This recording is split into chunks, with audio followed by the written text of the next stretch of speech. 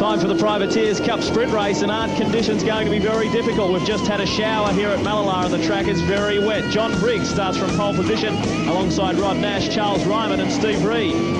Out of row 3, Melrose has just pulled out. He won't be making a start. Anthony Trapp alongside him. Chris Merton and Paul Wheel, another late withdrawal. We go back position 9, Darcy Russell. 10, newcomer Dean Croswell, Danny Osborne and Wayne Russell.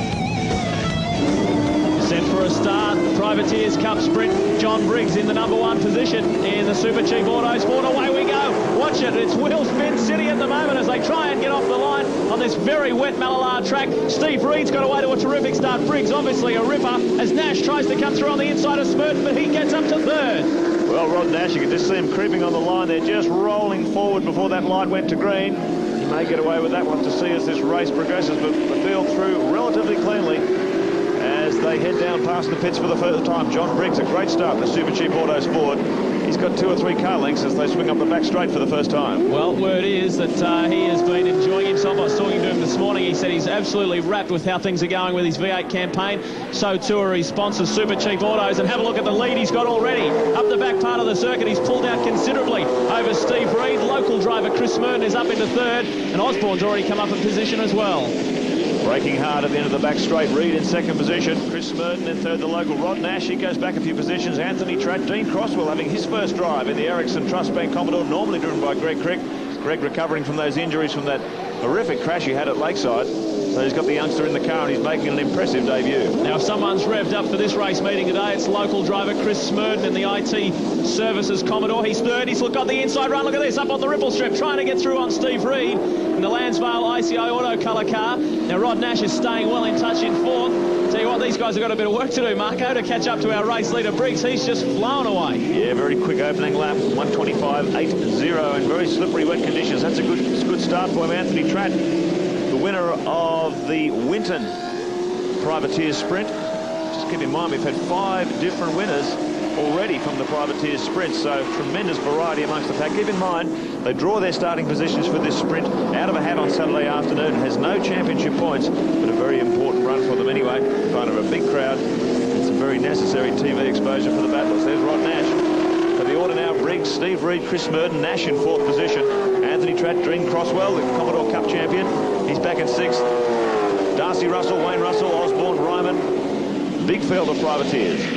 Out of the John Faulkner garage is this car Rod Nash is driving, in a former Wayne Gardner racing car, and Rod himself is a former Speedway racer, very successful in that category. But I tell you what, somebody else who's successful is Dean Croswell, who's through on Anthony Trapp and has pulled a gap on him. Australian Commodore Cup champion, young Tasmanian, very excited. Spoke to him after he drove the car the other day, and he said his eyeballs were hanging out of his head. He said, these things go. Well, they were too. 2 laps to go. John Briggs building that lead. 2 seconds he's got over the field. It was a good start. It shows how important it is to get out in front of the pack and build some nice, clean, consistent laps. I think Rod Nash has just peeled up into the pits as well.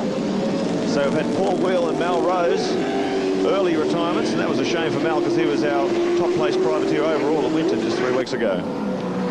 Darcy Russell, the Rod Smith Racing entry.